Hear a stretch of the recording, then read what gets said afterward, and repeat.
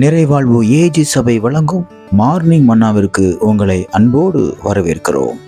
கர்த்தருடைய பரிசுத்த நாமம் மகிமைப்படுவதாக. இந்த நாளிலே உங்களை சந்திப்பதிலே மிகுந்த சந்தோஷம். எனக்கு அன்பான தேவ பிள்ளைகளே, இயேசு கிறிஸ்துவானவர் இந்த உலகத்துல பிறக்கும் பொழுது அவருக்கு ஒரு நல்ல ஒரு வாக்கு தத்துவம் சொல்லப்பட்டிருந்தது. என்ன வாக்கு தத்துவம் தெரியுமா?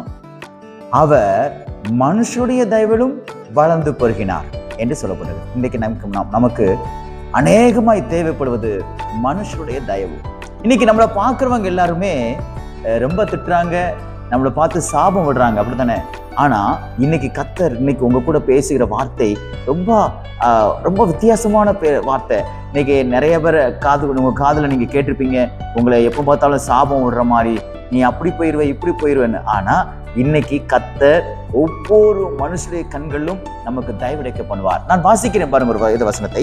1 சாமுவேல் புஸ்தகம் 25ஆம் அதிகாரம் 31வது வசனத்தை மைய பகுதியை நான் வாசிக்கிறேன் பாருங்கள். அங்கே சொல்லப்பட்டிருக்கிறது, என் ஆண்டவனாகிய உமக்கு துக்கம் இராது, மன இடரலும் இராது என்று அபிகாயில் இந்த வார்த்தையை சொல்லுகிறாள்.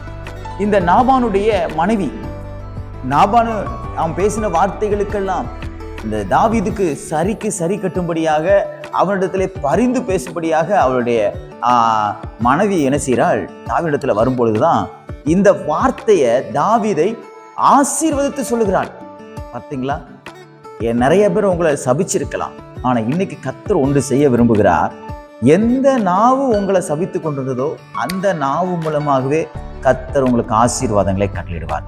இயேசு கிறிஸ்துவார் ஞானத்திலும் வளர்த்தியிலும் மனுஷருடைய தயவிலும் வளர்ந்து பெருகினது போல உங்களுக்கும் நீங்க பார்க்குற எல்லாருடைய கண்களிலிருந்தும் கர்த்தர் தயவிடைக்க பண்ணுவார்.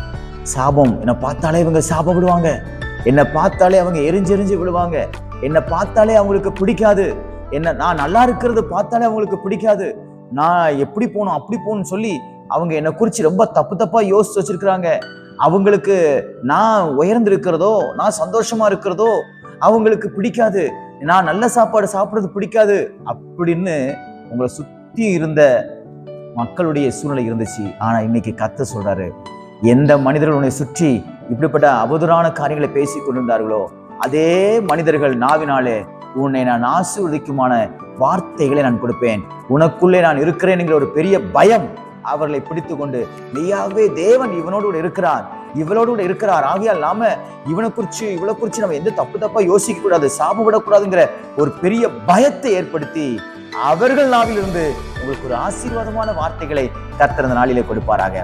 சாபம் இனி உங்க வீட்டுக்கு வராது, இனியும் சத்துருக்கள் உங்களை சபிக்க முடியாது. சத்துருக்களுடைய வாயிலிருந்து கர்த்தர் ஆசீர்வாதத்தை தேவன் உங்களுக்கு கொடுப்பாராக. எதிர்பார்க்கிறீங்களா? எப்படி தாவீதுடைய வாழ்க்கையில கர்த்தர் அப்படிப்பட்ட ஒரு சூழ்நிலை ஏற்படுத்தி கொடுத்தாரோ அதே சூழ்நிலையை உங்களுக்கு கர்த்தர் ஏற்படுத்தி கொடுப்பாராக. இந்த நாள் உங்களுக்கு ஒரு ஆசீர்வாதமான நாளாக தேவன் மாற்றி கொடுப்பாராக. God bless you.